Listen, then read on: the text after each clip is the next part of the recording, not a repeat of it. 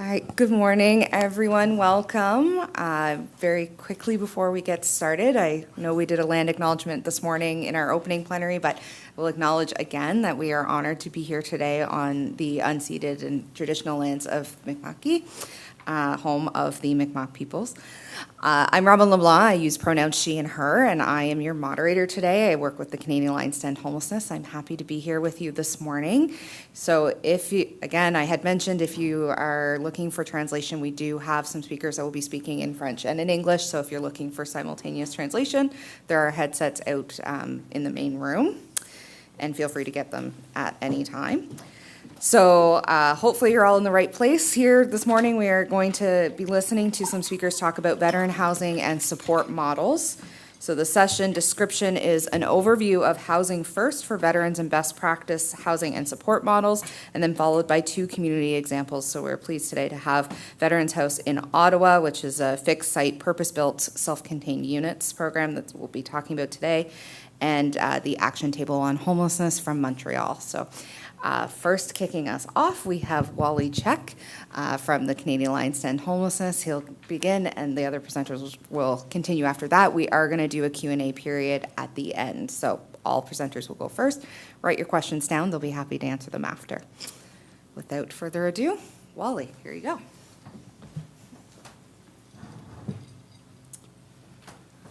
All right, thanks, Robin. It's great to be here. It was a great morning, great plenary, and I'm sure you guys are anxious to get on with your day and do all kinds of fun things. But I'm glad you're here for this presentation. My goal in all of this this morning is to actually just sort of draw the connection between Housing First and the benefits of it and working with the world of veterans. I think that there's probably several of you in here who are familiar with Housing First, and so you're not going to learn a ton from that perspective. It's going to be a bit of a review for you if you do know about Housing First. But I'm hoping to be able to share a few things with you that will connect the dots between the two things, and then that will kind of set the stage and create a bit of a segue, I think, for these other two groups. So, without further ado, happy Veterans Week and happy Indigenous Veterans Day today. Every year on Memorial Day, my wife brings out pictures and the Flanders Fields poem and talks about her grandfather who served in the war, and she talks about how he was a motorcyclist and would run messages to the front lines and was always in severe danger, and he was kind of known as a bit of a crazy guy on the motorcycle. But from knowing him, the little bit that I do, if he didn't have family, if he didn't have connections, if he didn't have people that were part of his life, he would have spent time on the streets. He would have been a homeless individual, and he would have been somebody like a lot of veterans that we have now, because he came home with some significant addiction issues, trauma, and he came home with, he was a different person. He was somebody who people didn't recognize him from an emotional perspective. But because of support and because of family that cared about him, he was able to pull through that eventually and returned somewhat to what his normal self was. So I'm grateful for the supports that he was able to have. So as we know, in Canada, there's, in the past, this is from 2016, the State of Homelessness Report, but there's about 2,900, just a little over 2,900 veterans that are experiencing homelessness. That's an approximation. That equates to about 2.2% of the people that were frequenting homeless shelters at that time. So we have a significant number. And these are some of the challenges that were faced by a lot of those individuals. And these are from several reports and research articles. You know, the shelters were challenging for a lot of them because they were too unstructured. They didn't have enough structure coming from the military to be in a shelter. It just didn't work for them that way. Interestingly enough, there were a lot of people who were homeless veterans who were victims of robbery, actually at a higher rate than a lot of other people. So they were being victimized. There was also the idea of, because of the war, the potential for a lot higher risk of traumatic brain injury, which added to the characteristics that might cause further problems down the road. And of course, PTSD is a factor, mental health issues, addiction issues. But one of the biggest ones that seemed to crop up a lot that made it challenging for veterans to stay off the street is the transition from military life to civilian life. And I think that's part and related to the structure piece as well. But that transition time was difficult. And I think a lot like my wife's grandfather, he had a tough time adjusting to what life was like at home too, because there was a very specific way of life that was happening in the military, and things were different when he came back home. And this was a quote from one of the homeless veterans: "The transition from military to civilian life is like being on Mars and coming back to Earth." So I don't know if any of the veterans, I know we've got a few veterans in here today, and I don't know if that was the same. Was that the same for you, Daryl? It was like a different world coming back. Yeah. Not for you? No.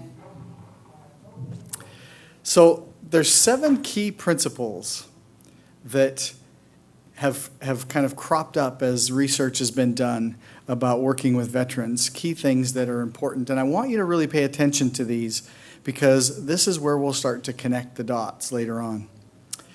Peer support was an important component.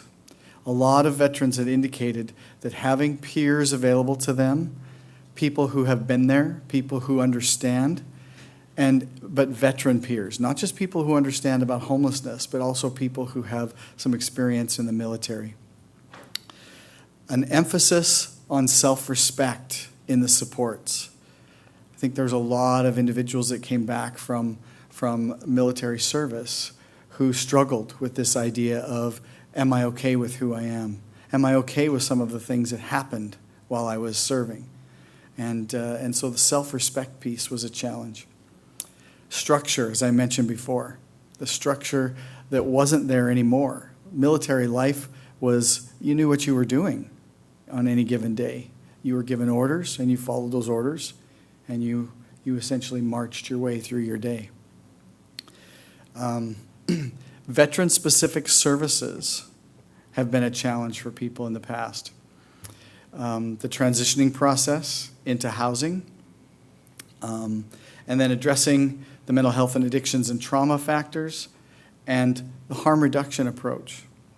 And this is an interesting piece because a lot of people who have served in the military, the supports that they were being given afterwards sometimes didn't fit or weren't a great match for the harm reduction process. And we'll talk about that a little bit more in a few minutes. And then there's Housing First. So Housing First has been deemed to be something that is very appropriate for working with veterans, but there's a lot of people who have assumed otherwise. So we're going to talk a little bit about why that is. So just a little bit of background about Housing First for those who might not be as familiar as others. When people have been experiencing homelessness, the traditional approach to helping people address those concerns, helping people move into services, move off the street in some way or another, there's a process or a model that we often call the traditional or the treatment as usual model. And it can be represented by this staircase that you see here. Because what would typically happen is if somebody came to a support person and was looking for some assistance, they would tell them, okay, well, the first thing you need to do is you need to find your way to shelter. You need to go to a shelter, and they'll give you some support there. It'll give you a chance to get off the street and have some shelter in the daytime, in the nighttime. But while you're there at the shelter, you need to start working on yourself. You need to start addressing your addiction issues. You need to start addressing your mental health issues. Probably get into some treatment. If and when a person was able to achieve that and actually start getting some help, then they might say, okay, well, now we think you're ready to move into something transitional. Now, I want to put a caveat here and tell you that transitional housing isn't something that is bad. That's not the point I'm making. Where transitional housing becomes a problem is if it's mandated as a next step. If you're not being allowed or being supported to move into something else until you've gone through that step of having transitional housing. But this is what used to happen, and in some places and in some situations it still does. So they'd be told, okay, now you can go to transitional housing, but you still need to prove yourself. You need to show that you're ready. You need to show that you're worthy to be able to move on and have something else. And if you are able to actually achieve that, then they might tell you that you have the ability now for us to be able to help move you into something permanent, an apartment that you can move into, and it can be your permanent home. The challenge with this comes in a couple of ways, because what often happens is people go through difficulties and they would go to treatment, and then they would come out of treatment back to the shelter. What would that leave them with? That would leave them with another sense of hopelessness. I often talk about how if somebody is even partway through treatment, when they start talking about discharge, it reminds them that I have nowhere to go. And so they have the streets or the shelter to look forward to when they come out of treatment. Sometimes they get sick or injured and they go into hospital. But when they get discharged from hospital, they're going back to the shelter. They're going back to the streets. Sometimes they will go to detox or something like that. But again, when they come out, where are they going? So it becomes really challenging, and it creates what we call this institutional circuit, where people are into some sort of services, into a hospital or whatever it is, and then they come out back to the streets. And this is exacerbating the trauma, exacerbating the problems, exacerbating the hopelessness. And so it just makes things worse and worse. The other challenge with this is that recovery is not a linear process. The road to housing is not a linear process because people have bumps in the road. They'll slip up. They'll relapse. And so from this traditional model, a relapse means you fall through the staircase and you're forced to go back to the beginning and start all over again. And so you can imagine for some of these folks who have even maybe been in housing for a little while and then they fall through the staircase, and how defeating that can be and what kind of a feeling that can be for people. So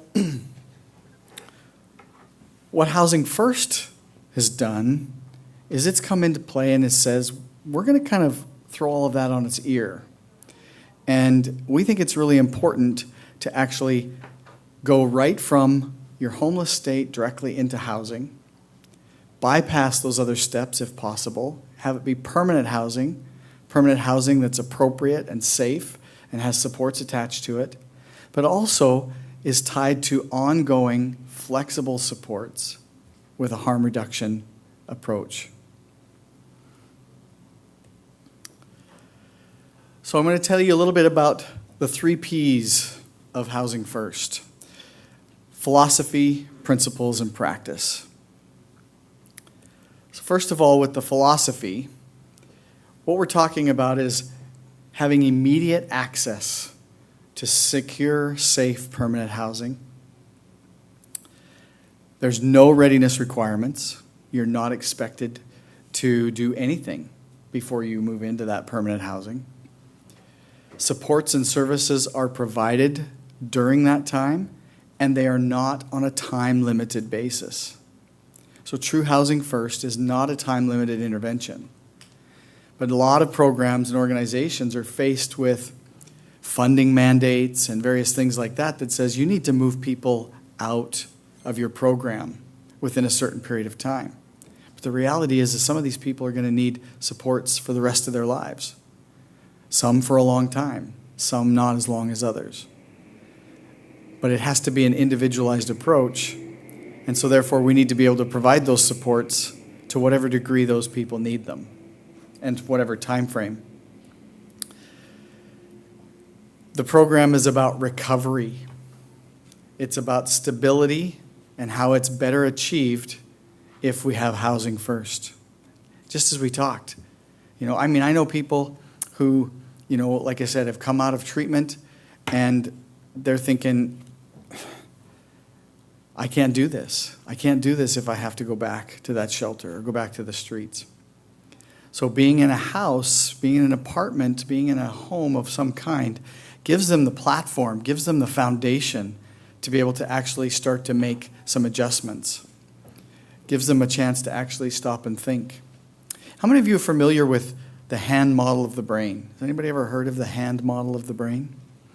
If you've heard of Daniel Siegel, he is a psychologist who's done a lot of brain scan work, and he's done a lot of work with children around ADHD and things like that. But he came up with this hand model to help sort of express what happens when people are faced with threat, people are faced with danger, people are faced with trauma. Because what happens is if you think of your wrist as the brain stem or the primitive part of the brain, and it leads up into the limbic system, which would be your thumb, and it folds inside your hand like this. And then over top is the cortex, and in particular the prefrontal cortex here. The limbic system houses the amygdala, and the amygdala is where our feelings are. The amygdala is where the defense mechanisms are, the fight, flight, or freeze. The prefrontal cortex is where our rational thinking and problem solving is held. And so what happens is when we face threat, the amygdala kicks out the prefrontal cortex. It disengages so that it can act. If somebody's coming after you with a knife, that's not the time to stop and think to yourself, what are my options here? What other things could I do instead? It's time to get out. It's time to get to safety. So the amygdala is meant to do that. The only time it comes back into place is when you feel safe. And when you feel safe and the prefrontal cortex re-engages, then you can think about your problems. Then you can sort out your challenges and issues. So a lot of people who are on the streets for a long time, they end up in this situation almost permanently. Well, not permanently, but they get stuck. And so it's hard. You're surviving. Every day it's survival. And so you're always like this. Either that or it's a hair trigger. So housing provides the opportunity for this to re-engage and for us to be able to actually think and sort through things. Wow, that was quick, Robin. Okay, priority enrollment is also part of the philosophy. People are enrolled or brought into the program based on need, not first come, first serve. And all people can change. We have to have that belief that all people can change given the opportunity and the right supports. The principles: choice in housing and supports, separation of housing and supports, service array, recovery orientation, and program structure. And I'll hopefully share a few bits and pieces about those with you in a few minutes. Service delivery is part of the practice. So there's activities and service delivery within an agency specific that delivers housing first services. There is general chronic population or specific target populations that you're serving. You work from either an intensive case management or assertive community treatment or a flexible assertive community treatment model. You have subsidies, and there's home visits attached, among other things. And then there's also work being done with landlords. So just quickly about choice. We have choice between housing, where you want to live, what kind of place you want to live in, choice in the services, which is also about intensity, the intensity of your services and the frequency of those services and supports. That's up to you. You get to choose that. The separation of housing and services basically means that housing is not contingent upon being involved with services or programs. But it also means that access to services and supports are not contingent upon being in housing. In addition to that, it means that we keep things separated, so your only contingency for housing is adhering to a standard lease. It also means that if your support person is acting as your mini landlord, you're not keeping them separate. You can't have your support person also functioning in a landlord capacity. Okay? We support people through housing loss and institutional stay, and then we have a commitment to rehousing. And as I said, we're not mini landlords. Service array is about having as many services available as possible. Formal and informal linkages.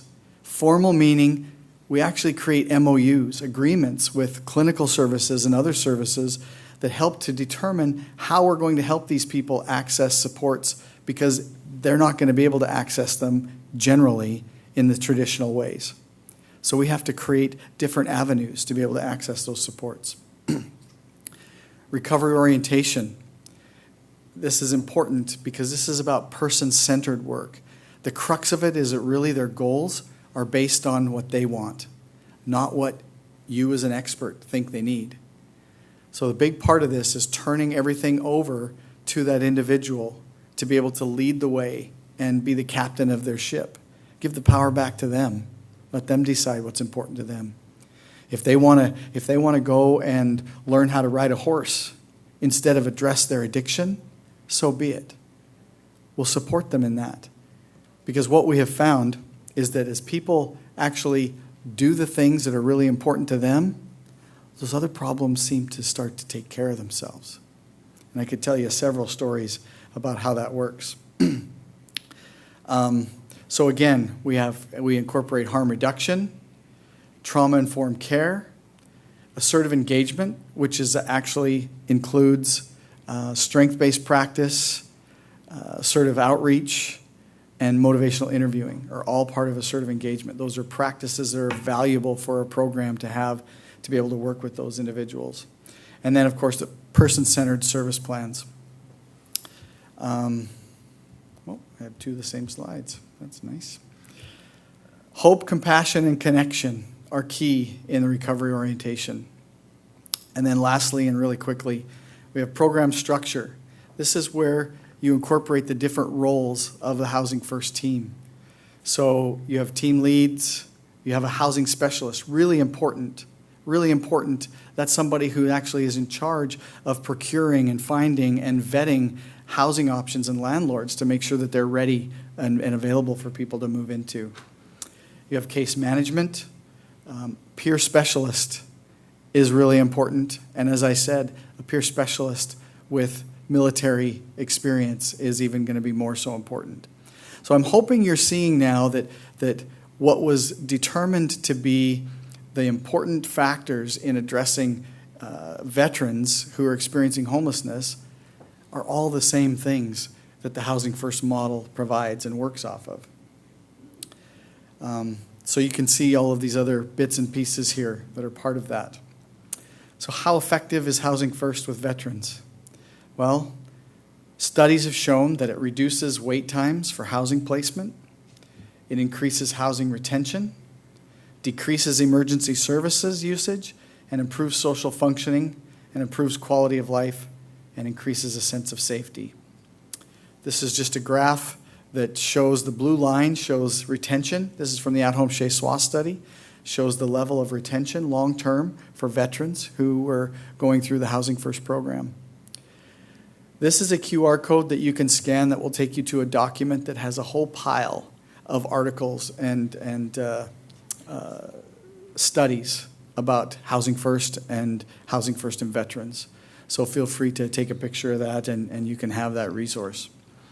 And that's it for me for now, and we'll turn the rest of the time over to these good folks. And if you have questions at the end, we'll chat then.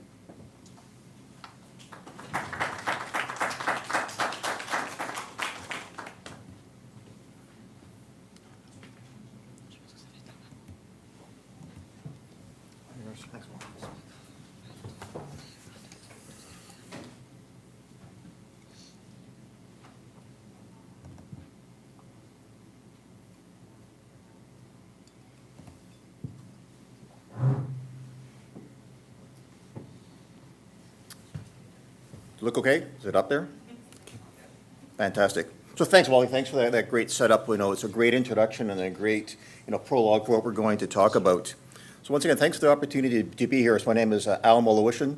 I'm the Executive Director of Veterans House Canada and a veteran myself. I retired from the military after 40 years of service a couple of years ago before I started this particular job.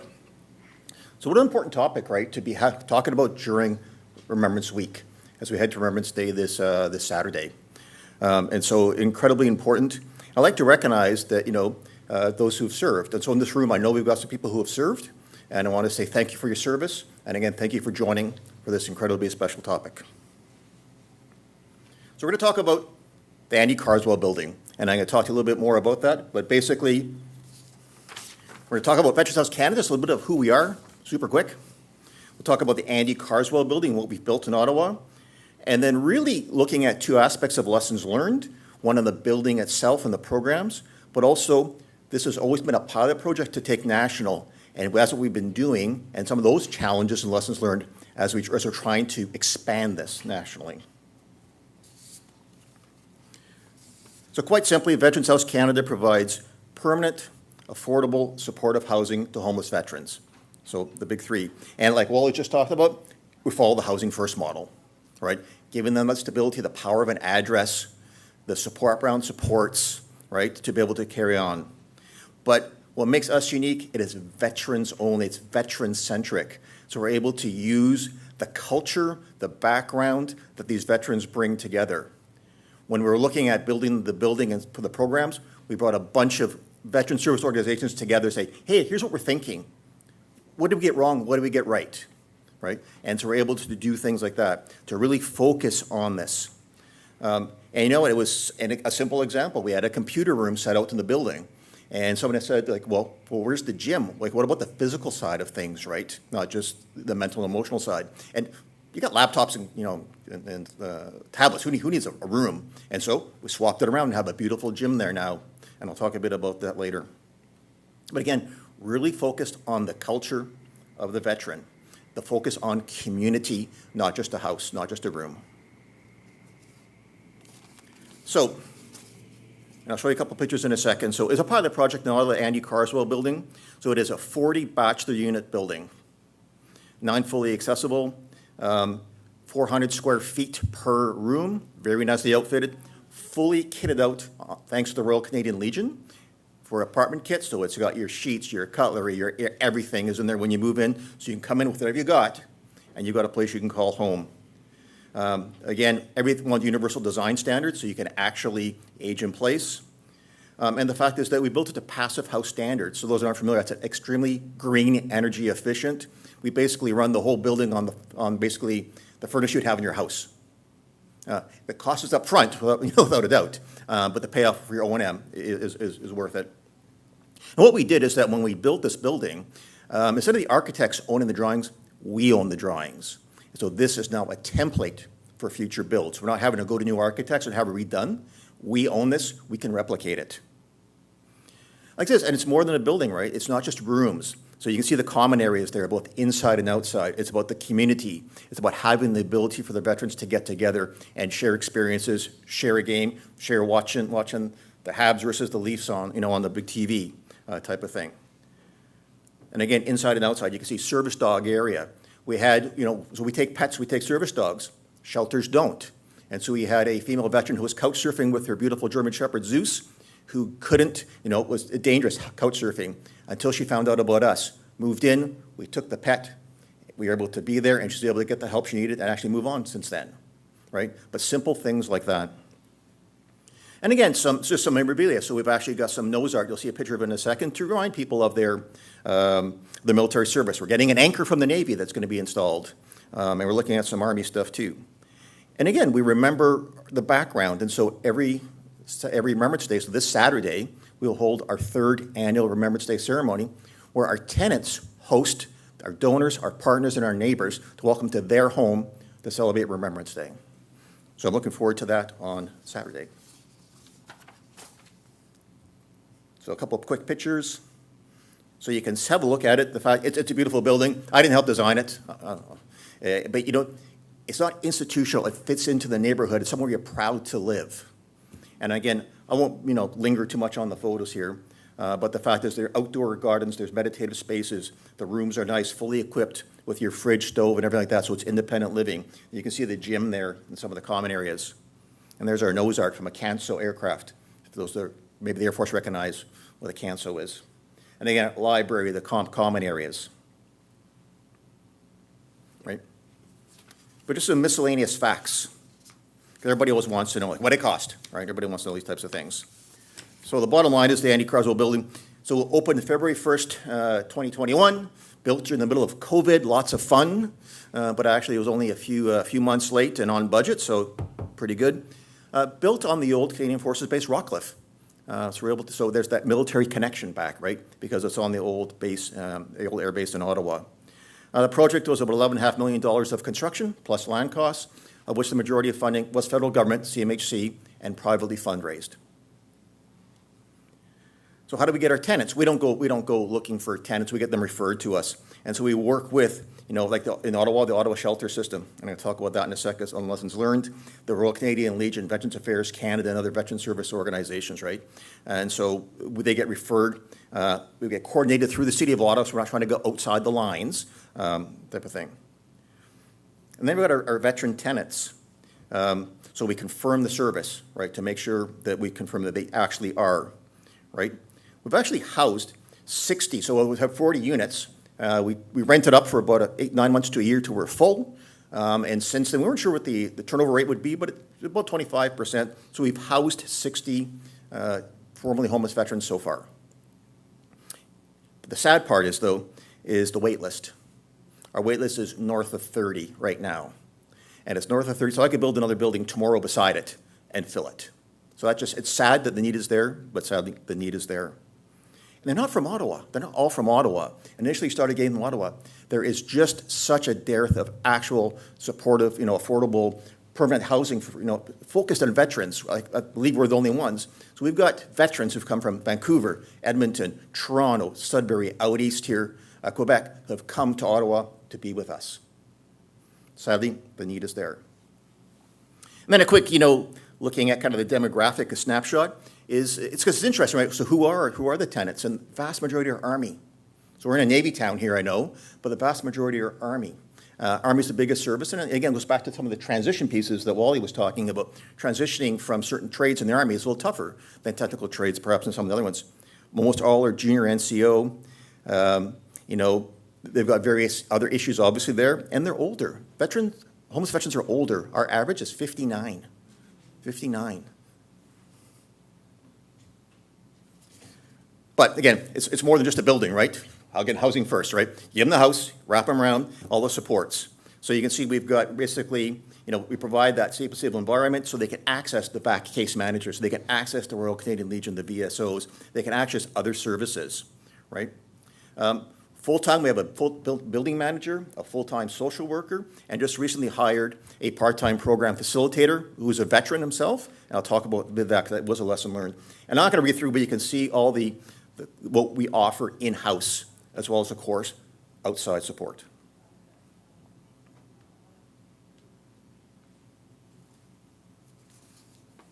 So we'll get to the lessons learned part here for the building.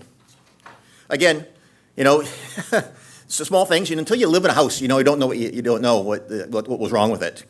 We need more office space, more private space, so we've got to look at that.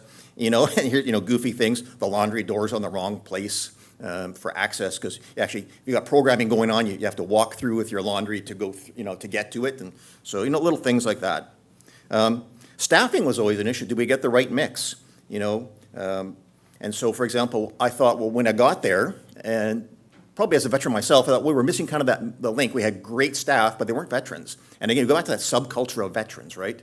And so I've hired a retired regimental sergeant major the last 2 months to be able to be that program facilitator, to be able to understand the culture of our tenants, but being able to be part of the staff to help bridge that gap.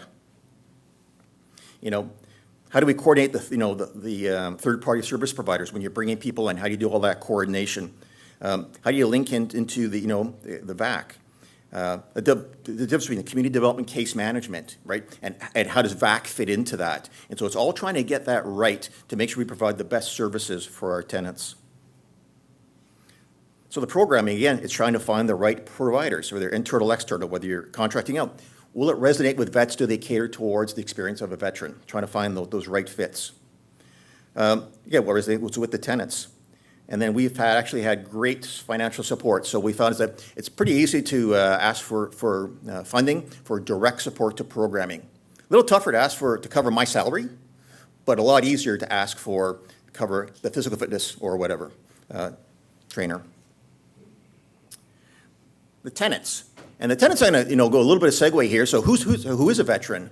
What's the definition of a veteran? Well, it depends who you ask, right? And not only depends how you ask, it depends how that veteran thinks about themselves. And many veterans don't consider themselves veterans. I was just a reservist. I only served for 5 years. I didn't deploy. I didn't fight in Afghanistan. I'm not a veteran. Well, you are. And so what we've learned to do is to turn that question around. Is that, have you served in the Canadian Armed Forces? That's a very direct, simple question. Not, are you a veteran? Because there's just too many connotations with the term veteran. A veteran's, my grandma and grandma who served in the Second World War. That's a veteran. Well, no, a modern veteran is entitled to all they're entitled to. So when we bring veterans in, again, it's got to be the right fit. Perhaps transitional housing is better. Initially. Perhaps it's too big of a leap. Perhaps their mental health conditions, their physical health conditions, they can't independently live. And so it's a right fit for them, right fit for us, and we've got to make sure the screening process is done right for those two things. And we made some mistakes, so we've took lessons learned without a doubt. The City of Ottawa has done a great job as they've actually taken on the shelter system and have a single point of contact for anyone that was as a veteran or have served. Instead of getting whether you get Tom, Dick, or Harry, who you ask on the intake, who may not know the programs, what's available, who's out there in the veterans ecosystem. In Ottawa, you see Frank. And Frank sees everybody that comes into the shelter system or comes to the City of Ottawa for support. And so I think it's an incredibly good best practices that I would encourage you to bring back to your own hometowns. And so the last one is just independent living. So our independent living. And then what's next? And so we've been working hard, like what is next? So we're lucky, we're beside Pearly Health, and Pearly has got a fantastic veterans program there. And so how do you get them moved on? Because we are independent living. So that's Ottawa. So again, always our pilot project, because homeless veterans aren't just an Ottawa thing, they're a Canada thing, right? You know what I remember the Ottawa Armed Forces, you remember the Canadian Armed Forces. And so we look at it where else we need to go. So as Veterans House Canada, we're looking coast to coast. Matter of fact, so we're looking, probably right now mostly so if I'm going to go west east. So Victoria, Edmonton, we're negotiating with the city right now for a deal. Toronto, we've been trying hard, but Toronto's anyone got an acre of land in Toronto they want to give me? It's a tough. And Halifax is an eastern hub. In fact, I've been here the last couple of days. I see Debbie and Vets Canada in the back row there. So we've been able to meet with people in Halifax here. I met with Mayor Savage yesterday to look at what we can do here in Halifax. And so, again, we want to have coast to coast. But again, because it's the Field of Dreams thing, if you build it, they will come. In Ottawa, we've got people, again, from the East Coast to the West Coast coming because there's just nowhere else. But there's challenges. I'm sure you've all experienced this. Again, what are the three things, of course? You need land, money, and partners, right? Land, and that's probably the biggest challenge we've had. And so we looked at a couple things. One is the Federal Lands Initiative, which is great except for the fact I've been subscribed to the website for 2 years now and never has one property come up on there that we could bid on. So talk to Mr. Fraser about that. And looking at some unique pieces. So we look at Canada Land's federal land, but also there are legions sitting on land. There are churches that are sitting on land that are willing to partner with you. And so those are some of the unique areas we're looking at for land. For money, the government's talked a good talk, the government of Canada. The last two mandate letters have said there's going to be a dedicated stream of funding for veterans, infrastructure. How many dollars has been there yet, right? So when you see your politicians, remind them of that. Right? And so we have to keep putting pressure on them. They've got to put money on the table. CMHC programs get restricted, more restricted, more restricted every year. Right? What we did at the Andy Carswell Building funding, we can't do today because they changed the rules. And again, the long-announced and awaited Veterans Homelessness Program, who here's applied for any funding under that? Yeah. Who's got it yet? Exactly, nobody, right? And so again, it's keeping pressure on the politicians to keep their promises, because our veterans deserve it. Partners are the easy part. We've got great partners everywhere we go. Everyone understands that, this is terrible. There shouldn't be homeless veterans. We should take care of our veterans. And so there's no issues there. The Respect Forum, if those are unfamiliar with it, is Respect Forum is across Canada. It brings together various veteran service organizations, and it's a great networking opportunity to see who else is out there. And the Royal Canadian Legion. There are over 1,350 branches of the Royal Canadian Legion. Lots of volunteers. They all have access to the Poppy Fund. They all want to serve veterans. They are an amazing resource. And the last, kind of challenge I want to talk about, and I'm sure everybody here has it, is this. Yeah, it's a bad problem. It's not my problem, right? So veterans, it's a federal priority. Housing is municipal and provincial responsibility. It's a terrible thing. It's their problem. Trying to corral those three levels of government together, because they all have to be at the table. And so we spend an awful lot of time doing that. It's all about jurisdiction and what the rules are, but let's just get on with this and fix this. Okay, so that was a pretty quick run through there, but I'm looking forward to questions afterwards. So that's us there. Come visit our website. If you want to see a little bit more about us, what our plans are, a little bit more about the Andy Carswell Building. There's some virtual tours and that there. Please do come and join us. And again, I thank you for your time.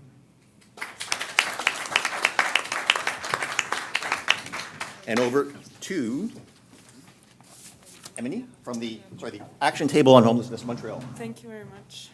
Let me just open up PowerPoint.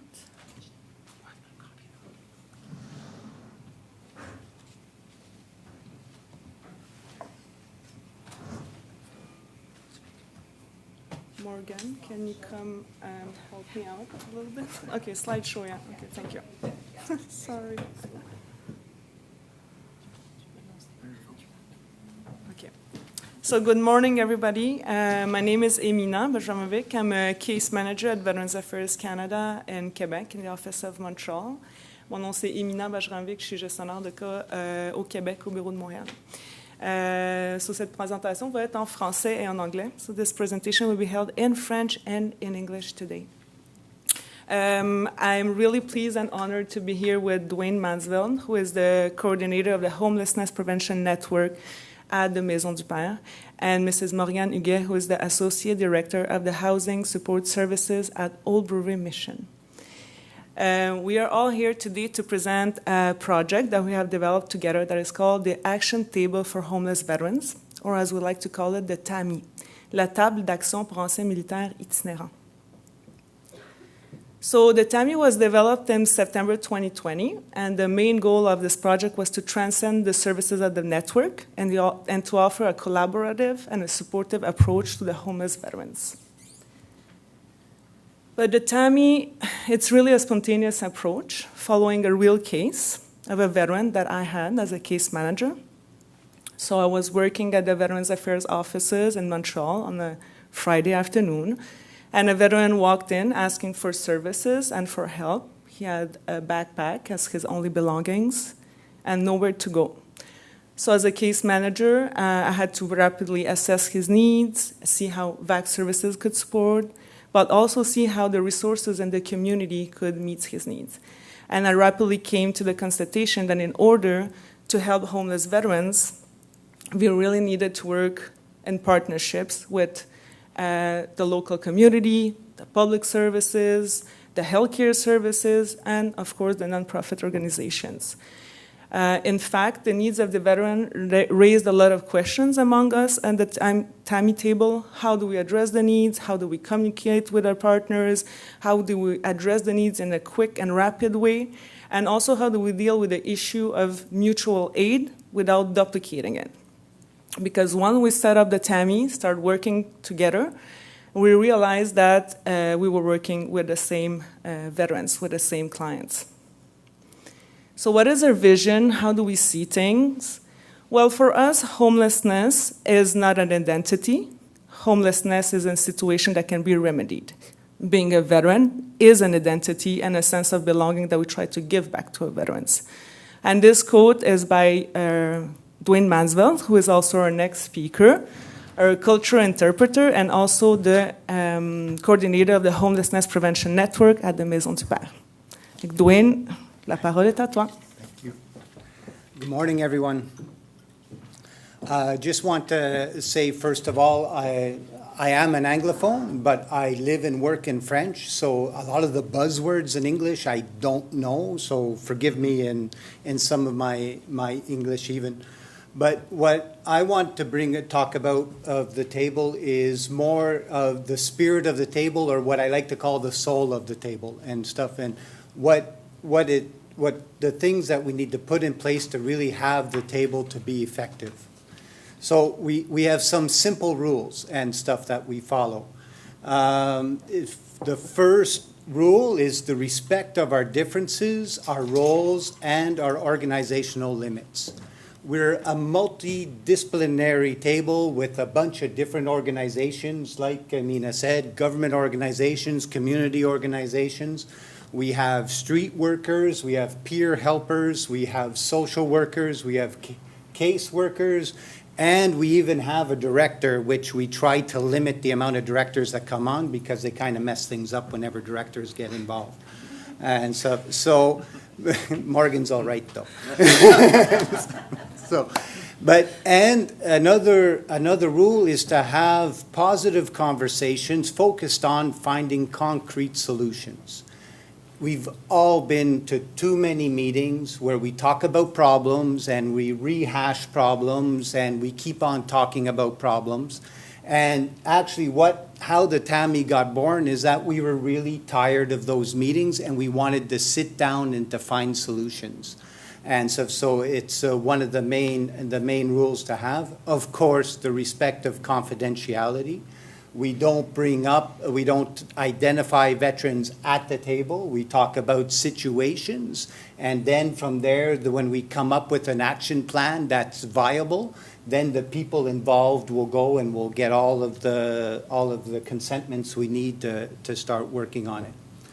And we all have belief in the common goal, which is finding rapid solutions for the homeless veterans. We don't want to wait on funding. We don't want to wait on different things. We want to see what can we put in place right now for our homeless veterans. And so if there's no lone rangers, we complete each other. And so it's a great principle, because in all of reality, I think if I look around our table that we have in Montreal, we have a lot of people that are very professional. They're able to be Lone Rangers if they wanted to. They'd be able to get things done as Lone Rangers if they wanted to. But we choose to be together, we choose to work together, and we choose to complete each other. We have a sprawling system. Everyone benefits from the connections of others and are proactive in knowledge sharing.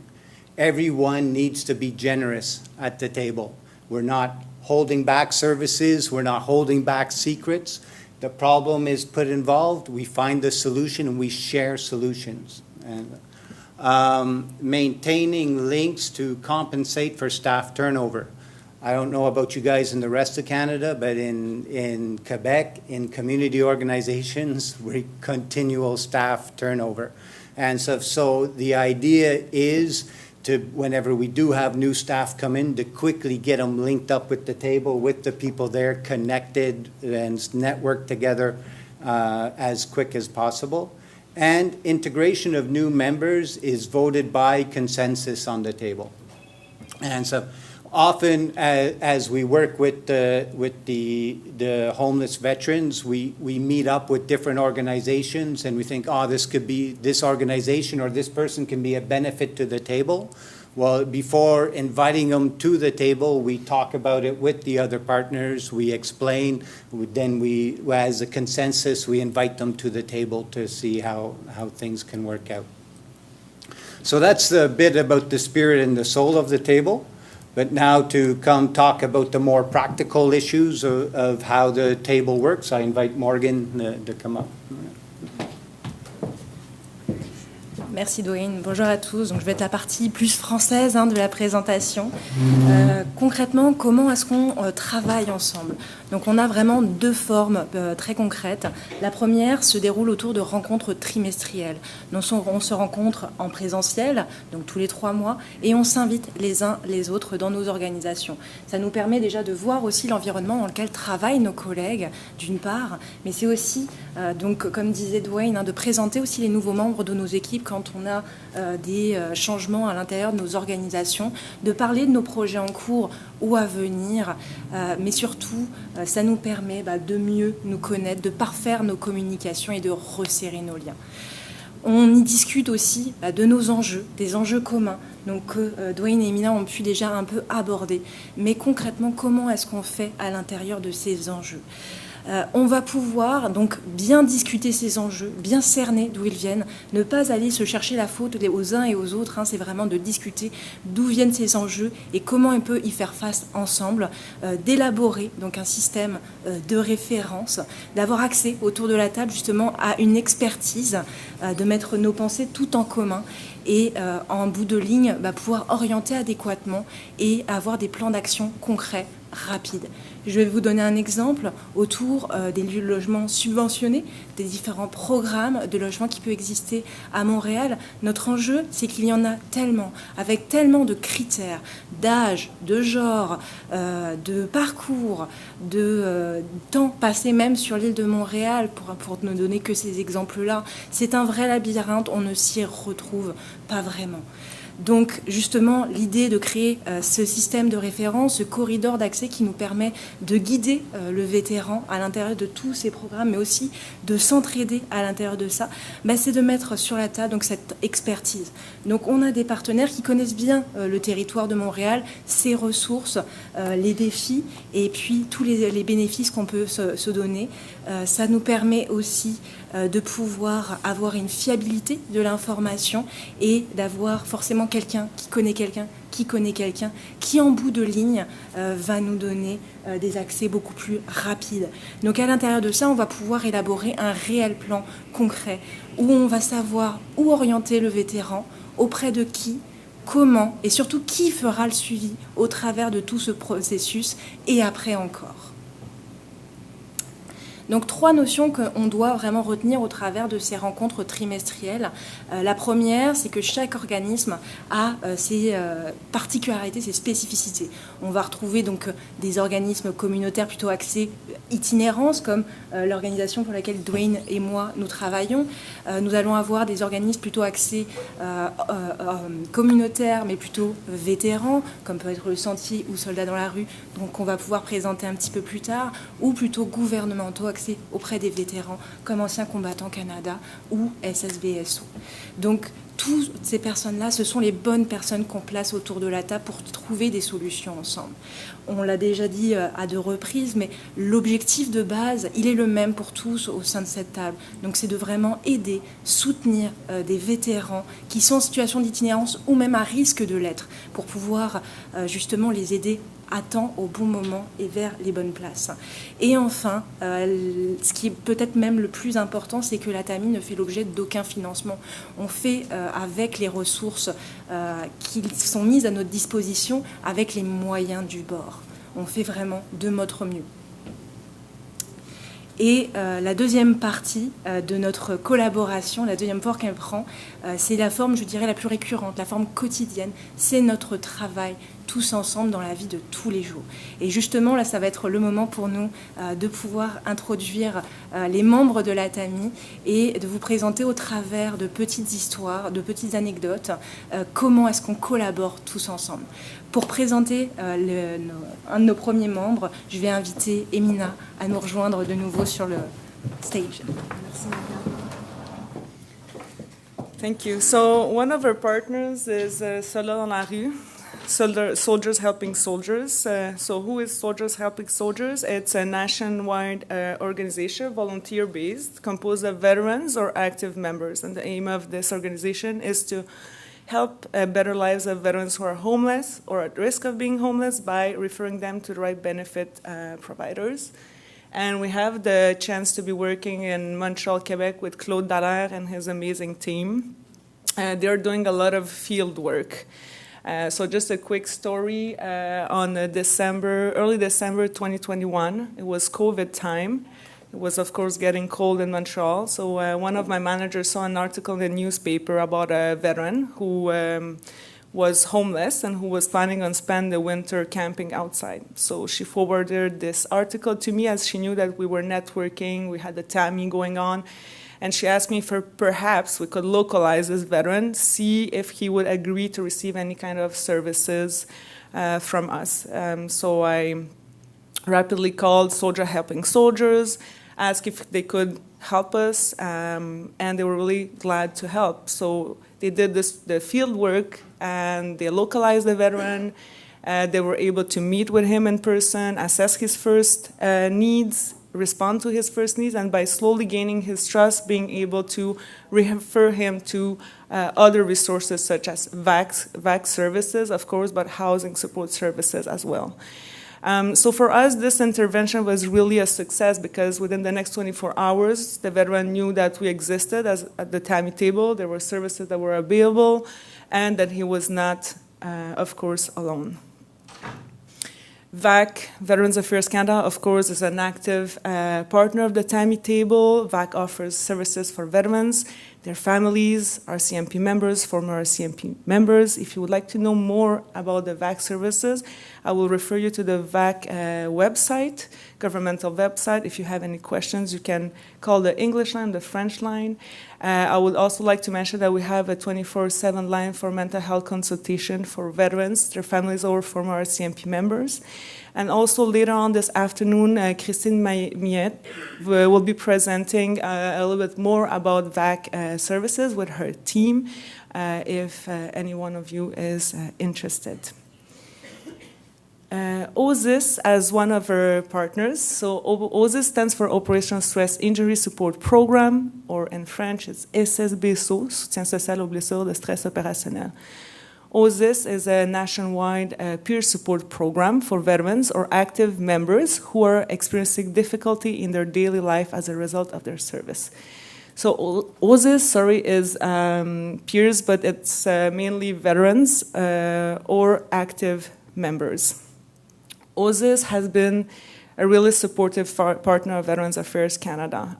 They were there to ease the communication sometimes between veterans and VAC services, to help them come into VAC offices, to support them and encourage them to go seek the services at Veterans Affairs Canada. But they also have been a very supportive partner, of course, at the TAAMI table with our homeless veterans, because they were able to do in-person interventions rapidly and quickly, and that made a big difference for our homeless veterans. And for the next partner that we have at the TAAMI table, I will let Dwayne present it because he works for La Maison du Père. Thank you.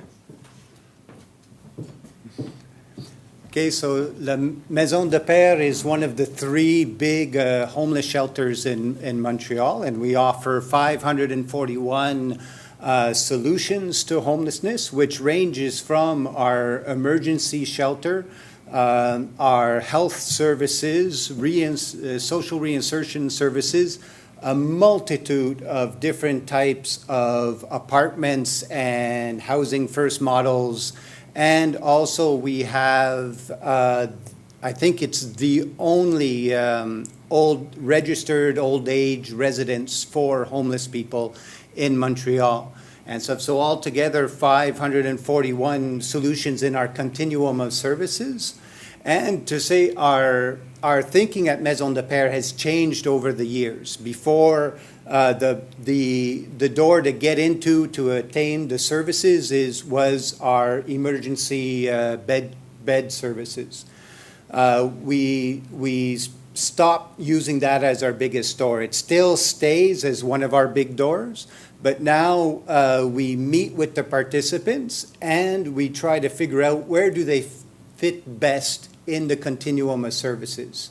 so that somebody that has the strengths and the abilities to be in an apartment, instead of having them stay in an emergency shelter, first we try to get them into an apartment if one is available right away, or into the old age residence, or the health services, all depending on the strengths and the needs of the participant.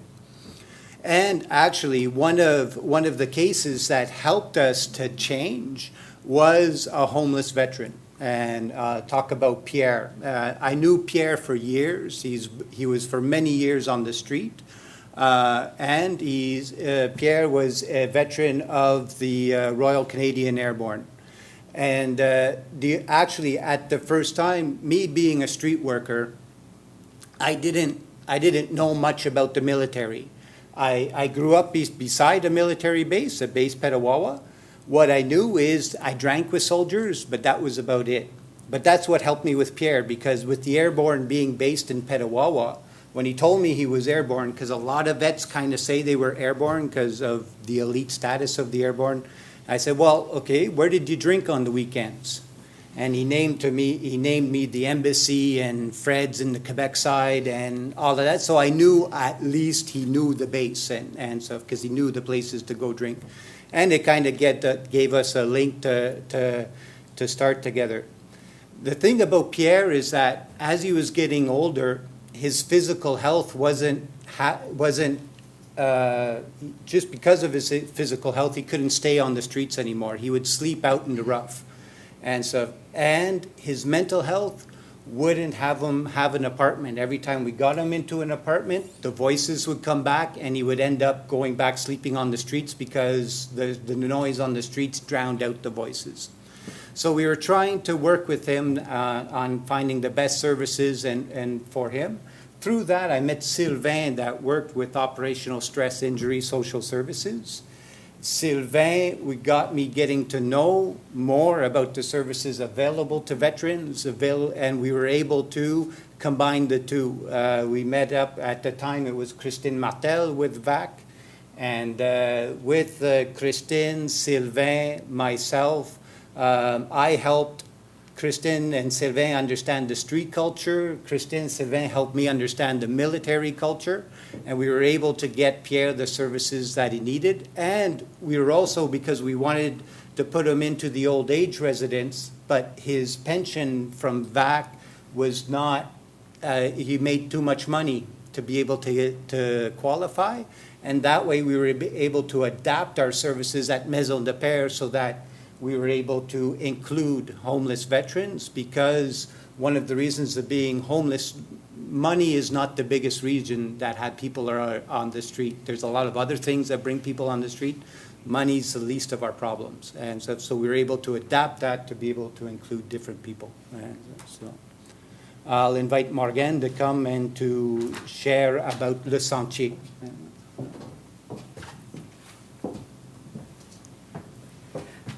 Pour présenter le sentier, déjà, je vais remercier Bruno Plourde et toute son équipe avec lesquels on collabore énormément. Donc, le sentier, c'est un organisme communautaire à destination des vétérans en transition qui les accompagne. Au Québec, il y a 4 centres de services, mais plus particulièrement, nous, à Montréal, on va pouvoir travailler avec 3 centres. Donc, dans leurs équipes sont composées de bénévoles, de professionnels, de personnes qui ont été vétéranes, des personnes aussi d'expérience. Donc, dans les 3 centres de services avec lesquels nous travaillons, il y a d'abord l'Équisance, Équisance qui est un centre équestre thérapeutique où on va pouvoir aussi accompagner le vétéran sur place. On va avoir aussi un centre de jour qui, lui, est vraiment situé sur l'île de Montréal, Équisance étant vraiment à l'extérieur de l'île. Et donc, à l'accueil de jour, on va pouvoir y proposer de l'accompagnement psychosocial, mais aussi des activités pour essayer de rompre l'isolement et reformer un peu une communauté.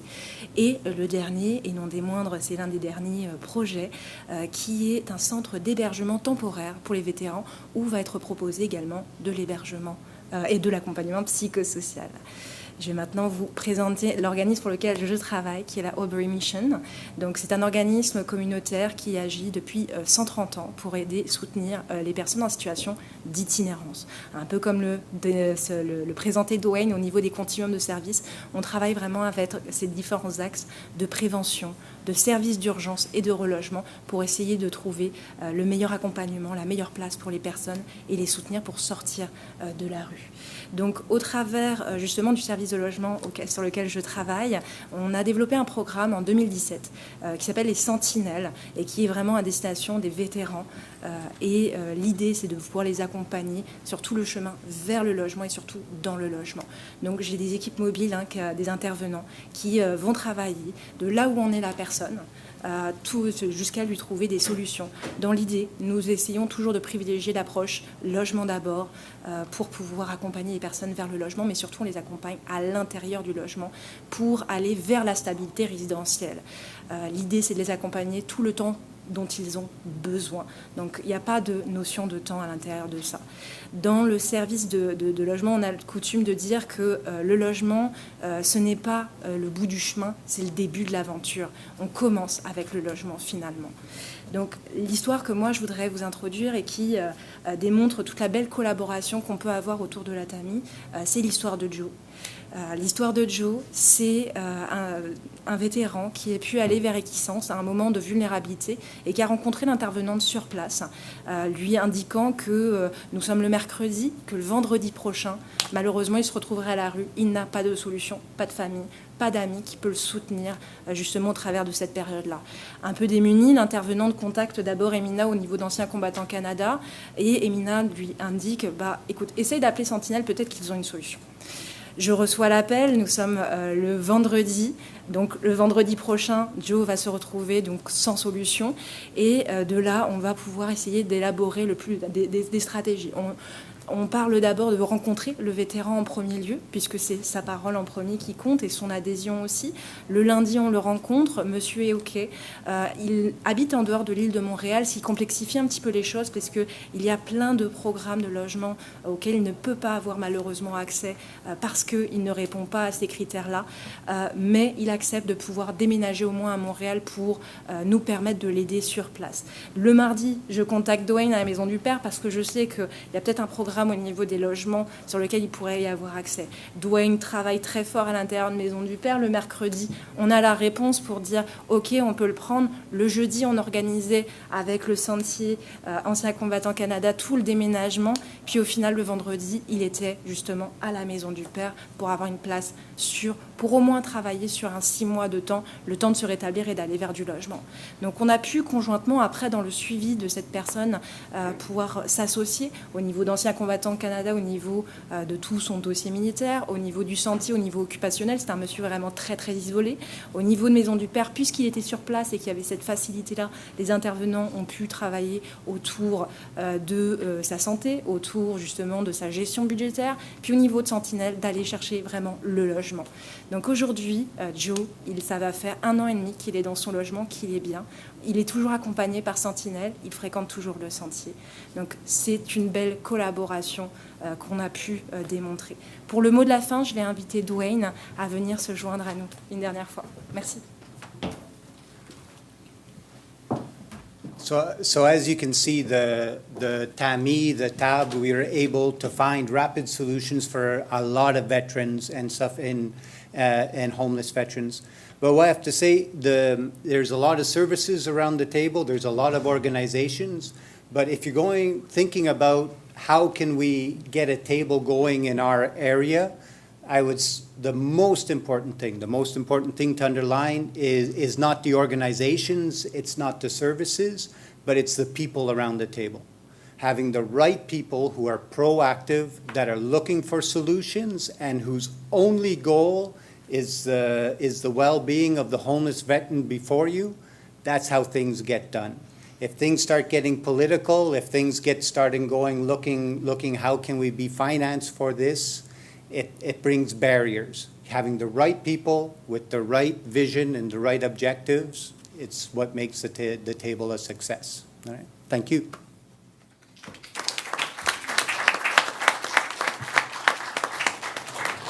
Thank you,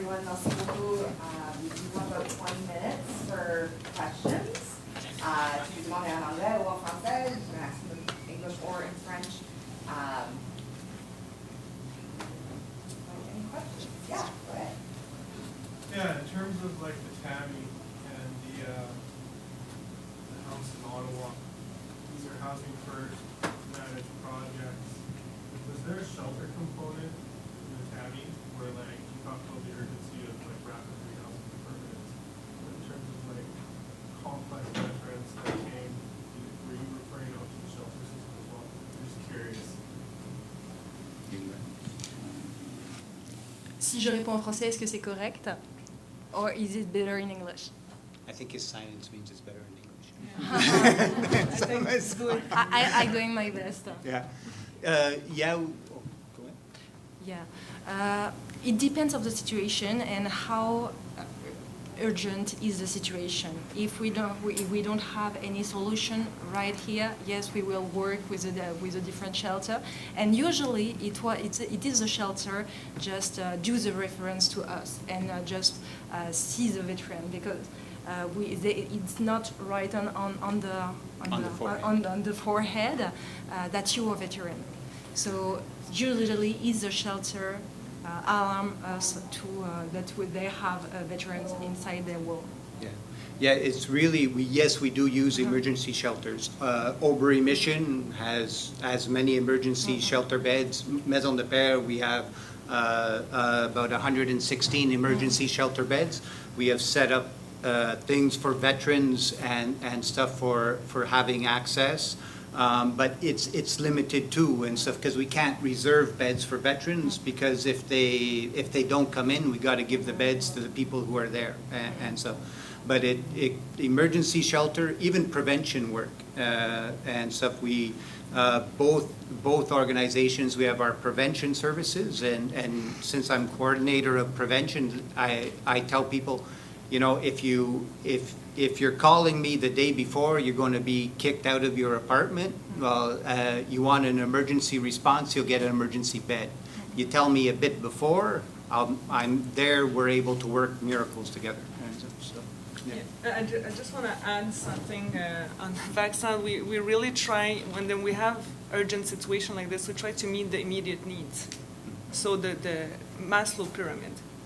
And then further on, the objective is to find other type of long-term lodging, of course, and then as well, perhaps if they're eligible to access to VAC services.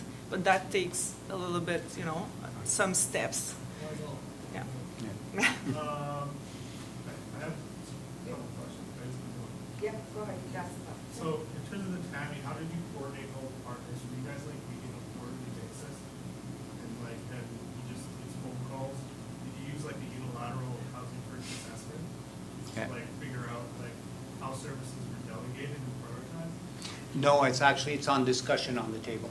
It's really an in-person. Well, during COVID, we did it over because the TAAMI was started during COVID, actually too. A little bit before, A little but bit, yeah, COVID. And so we had to adapt for COVID by doing teams. But the idea is, no, it's the meeting in person and stuff, and bringing this different situations, and then seeing on the table who's the best to be able to answer and to respond. Just an example, I think practical examples are always a lot easier to understand. One of our last meetings, we had a veteran that was brought up that he had no source of revenue. He was in an emergency shelter that actually wasn't even part of the table, but an emergency shelter that we knew. They wanted to find him housing as quick as possible. And two, there was a confusion also. They thought that the people at the shelter thought that because he didn't do his taxes, he wasn't available to get welfare, sort of thing. So we were able to take that situation, get the person was visited by Soldiers Helping Soldiers, went to visit him at the shelter. They brought his needs to the table. We were able to get him a regular revenue, get his service identified, and next month he's going to be moving into a studio apartment and stuff. So How often do you meet? once every 3 months. Once every 3 months, Yeah. you're able to discuss, even on the back side of things, you're able to give insights and discuss specific veterans, you know. With situations. We don't discuss specific It's all veterans, just situations. Situations. Yeah. Figure it out. Okay, that makes Yeah, sense. but we make sure also, like when we make sure that we have the consent forms, of course, of the veterans. Yeah, on Yeah. paper signed. That's something that it's really important, as we are all healthcare professionals, and yeah. I would just add something actually about that, because I think that we've gotten caught up in needing to have formal assessments, and you know, it's interesting. I used to do a lot of traveling with Sam Sambaris and training with him, and he talked about how, like, we would always ask the question, you know, how did you determine who was the priority, you know, in New York City when they started Housing First there? And his response was, we talked to them. You know, and so I think that the more often you can have a component in your programming where you're actually communicating with the individuals as part of their own treatment team, you know, the better it is. But because it may seem like it takes longer than doing an assessment, but in the long run, it's going to save you time because it's going to be more accurate. Hi, I'm with Veterans Affairs here in Halifax. I'm a case manager. I had a question about the Andy Carswell house, Alan. So you said it was a pilot project, which in the research world suggests it's a time-limited situation. So I'm wondering if you could speak to the pilot project nature of it as well as to what the plans are for the wait list, because obviously if you expanded it, you know, across the country, there could be many, many, many more folks housed through that type of program. Yes, hopefully. Yeah. Absolutely. And so a pilot project, and perhaps I'm not using the term in a particular mode, it is absolutely a pilot project insofar as build one, you know, measure and adjust, go from there. It's not a pilot project that's time limited. It's time limited. I mean, with CMHC, we had to guarantee affordable, all of the things for 50 years. So this is not a 3-year pilot and then it expires. This is permanent housing. It is there to stay. It's a pilot project insofar as, again, it's the first. Let's learn from it. Was the need there? Was the model right? Measure and adjust. Go from there. And those two questions, the need's there, obviously, given the wait list and everything else across the country, you know, and the model has worked. There's always adjustments, of course, lessons learned, but that's why we now want to move out nationally, because it is across the country, as we all know. So what are your barriers then? I mean, we have the political support, we have the support to expand, or we wait here on this? Yeah, so again, I go back to is, you know, 3 things: land, money, and partners. And partners I never have a problem with. It's the other 2. And again, so land, again, trying to get land, again, for a buck. I can't afford to buy land. No one can as a charity. Through Canada Lands is how we got the land on the Andy Carswell building. But again, Canada Lands doesn't give away. Their mandate is to make money for the government. So there has to be a separate fund of money somewhere, usually one government department giving it to another government, giving it to them, so they can give it to us. So it's very bureaucratic. Yes. And it's getting through the bureaucracy. Having the fact is, like, I know Canada Lands has land, but there's no money here to give to them, right? And so there's just these bureaucratic challenges. And again, funding is a challenge. And so COI has become very restrictive. There has been no dedicated funding for veterans, which, again, the government's promised. And so we're stacking up with everybody else trying to get funding. And so those are the 2 main challenges. Once, you know, raising money from donor-wise is not an issue. Once you've got land and you got a project, like, people are very supportive. We're so impressed. But it's just getting to that point has been the challenge, you know, to get your stack ready to go, to be able to, you know, put it in front of a city or in front of a province or in front of the feds to say, yeah, we've got a shovel-ready project. There's a question here. I'll make a quick announcement. Anyone from this side, if you have a question, you are requested to come to this side because we don't have a wireless mic. So you have to come over here to yell. Or yell to the mic here. I'm sorry for the interruption. No, thank you. Thank you for your presentations. This is a bit of a question because the devil is sometimes in the details, right? So for Andy Carswell, you mentioned that the validation that person is actually a vet is done through the Legion. But I'm just curious if that's the case. Like, is that how it's done across the country for organizations that are supporting vets? And maybe, Wally, it's a question for you. How does that validation happen? And then, does it take a while? And then what happens if you're trying to get them those services that maybe they do get under Veteran Affairs, but that validation hasn't happened yet? Like, I'm just curious about the details of how that works, if you don't mind. I'm not 100% certain what you mean by validation. confirmation so of if somebody service. comes and says Confirmation of they're a service. vet, how does that get validated that they're indeed a vet and therefore have access to particular services? I can answer, well, how it works for us on the TAAMI table, so with the consent form, of course, of the veteran. And since it's emergency situations, we are authorized to use the verbal consent for the service validation. Because if he's under a shelter, by the time he signs the consent form and he faxes it and I receive it 5 days later, it's just not really efficient. For these really specific situations, verbal consent can be approved. So I think the question was, how does someone confirm their Yeah, veteran status? yeah. I'm getting to that. So it comes through me.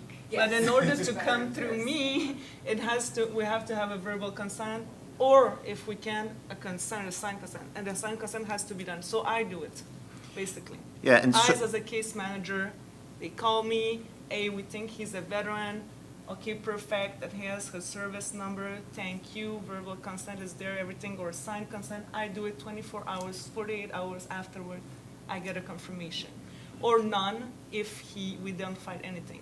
yeah, so that there's some assumptions there. One is that they remember their service number, right? Yeah. If you have someone that remembers their service number and has served in the last 30 years, that's pretty easy because it's all electronic. And like Emma said, like 24 hours, we've got confirmation of service. Okay. If you served in the reserves in the 1960s and are sitting in the bottom of an armory's filing cabinet somewhere, or in Library and Archives Canada, if they manage to do the proper record keeping, that can take a lot longer. But some of them we can turn around like in 24 hours. Yeah, it can be longer, but mostly it was not that they didn't have a service number, they had the social security They number, did. that's what was used. Yeah. Sometimes we're also able to validate the service without, with only their birth date and their Yep. last name and depending. Depending, Yeah, depending on, if you have somebody, there's a lot of them who have the same name, then it's gonna be a problem, an issue, of course. But, yeah, we're able to do it. Yeah, because service numbers only came in the 90s, I think. When I first joined, it was all your social insurance number, and service numbers didn't come in until afterwards. So there, again, there's some grayer areas. So, the question here in the blue, and then I'll repeat. Hi, my question is for Alan as well. You mentioned woman veterans living at the Indy Carswell building. Just wondering, out of the 60 that have been housed, if you've had the number of men versus women, and also if there are any different considerations when a woman walks through the door, or if they have children or a partner, are they able to stay? Yeah, so a great question. So out of the 40 units, the maximum we've had is 6. And we have 4 today, right now, so 10%. So we've been 10 to 15%, and if you look at the Canadian Armed Forces, it's about 15 to 17% today, females. But remember, these are people that served 20, 30 years ago. So the Armed Forces of the 1990s, 2000s, it was under that. So the numbers are about right, to be honest. So because they're studio units, so it's single only, so there's no families, there's no partners in our particular model. And so that is obviously somewhere else they have to go. We're just part of the solution, but it's a great question because there is somewhere else, they're going to have to go. But that's how you. So, but the numbers I think are indicative of in the CAF, and not particularly. We've debated this. Do you have a separate females wing? Do you have? And we didn't because again, like an accessible unit, you don't want it to be sitting there, or like if it's not a veteran, you don't want to go a bed empty, right? And so we didn't do a segregated. I mean, there's always challenges. We're not going to, sugarcoat things, but I think it's going relatively well. And they integrate together. They're all veterans. They all have that background. I mean, they've all put up with us before, right? I have a question. So you've mentioned peer specialists is very important, as 100%. I'm having a hard time finding them or having anyone interested to take on that role. Do you have any tips on how you find or recruit peers for support? Well, it depends, where are you located? I'm in New Brunswick. Montreal. Okay, New Brunswick. Well, we mentioned one of our partners was OSIS, Operational Stress Injury Support Program. I mean, they should have some peer helpers that are veterans or active members in the military.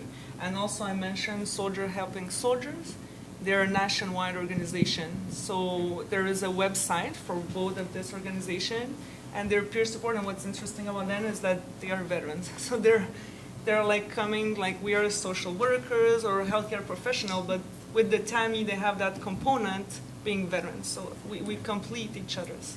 And so we use both the same organizations as well, OSIS and SHS, yeah.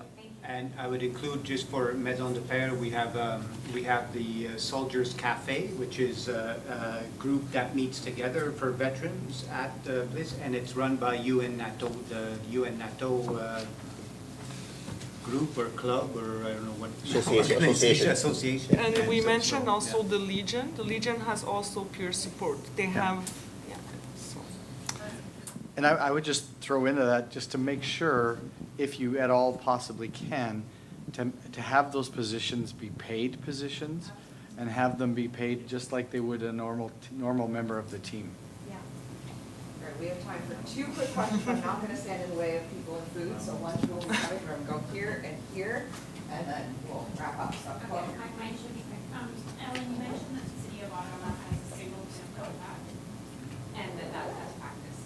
Can you refer me to how you know it's best practice? Okay, purely observationally, because before, when I first joined, that didn't exist, and it depended who you talk to in the shelter system, right? If you talk to one person, they may not have that same knowledge of how to link into other veteran service organizations. And again, I think staff turnover was talked about as well, right? And so that knowledge wasn't passed on. To have that single point of contact who sits we've got a similar type of table in Ottawa, the task force, that gets to know who the players are, who the network is. And so, and there's 3 main shelters in Ottawa, and no matter which shelter you're in or any service, then you get referred to the single point of contact because he knows where he can go to access services. That would be similar to them being another access point in a coordinated access system, right? So it's very, very similar to that. So if you actually looked up the information around coordinated access and all of that, you'd get more details around. I completely agree with that. I like that model, but I personally am looking for backup for my own purposes. Yeah. Yeah, so I'll give you anecdotally, I can't give it to you, a study that says this, because it's literally a year old. What if Frank leaves, like, suddenly, or, like, I think that is. Better not. Sort of the, No, but. then they leave and then they're not. But at least then you have single point of contact to hand over that knowledge to the person that comes in, right? I know the City of Ottawa wants to hire again, through the Veterans Homelessness Program, they've applied for money there to hire a second person to build some redundancy in there. Right, okay, thank you. And that's also why we talk about having like MOUs and things like that signed, so that, because if it's just somebody you know and you've just got a good contact, they leave and your process is out the window. But if you can establish, an MOU isn't necessarily legal, it's not binding in court, really, but at the same time, it creates much more, what's the word I'm looking for? Structure. Yeah, more structure, more commitment on behalf of the organizations involved. And so if you can get those on file. Part of the job, right? Yeah, So even if that's that right. person leaves, it's still there, it's part of the It's job. in the paperwork, yeah. Okay. Last question. Yes, first of all, thank you so much for all the important work you do. TAAMI, question for your organization. Would love to hear, like, in terms of lessons learned, what would you recommend for other cities that want to implement similar collaborations? Were there barriers or opportunities that you found helpful to be aware of that could help? Lesson learned, I think it was something that Dwayne said at the end. It's the persons are making the difference. So you really need to select the right persons who are really there for the cause, or ready to give time, or passionate about it. I think that's that's one of the main lessons learned, to avoid and to really think about being solution oriented.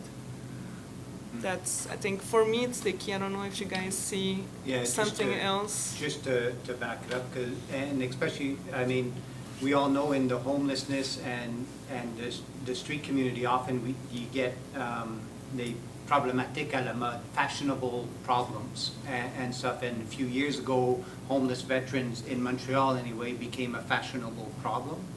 And that's where a lot of money was going. So, and then you got a lot of people wanting to work in it. And that's why I think the consensus works in too, because there's a lot of people that once stuff starts getting difficult, they back out and stuff. But the ones that are dedicated, passionate, and stuff, they stick through whether it's fashionable or not, and stuff. And it's the type of people that you need. And maybe the last thing, choosing the right person, also connected inside their own organization and the other organization to be able to reach other organization and finding the right solution for the person. Yeah.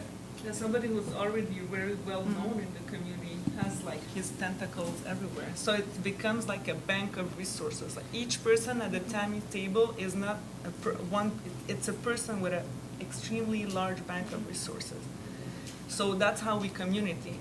It's a tentacle. So everything comes in the middle, and then it spreads and it comes back. Yeah. So you need to think of a way to communicate and to act fast, and that nothing gets lost, you know, and that we address the needs very quick. And it has been working pretty well for us and the veterans that we helped. Yeah. Real network. Yeah, that's real network. Yeah. All right, with that, that'll be our last question. Food is hopefully served already, should be out there. Thank you so much. Thank you for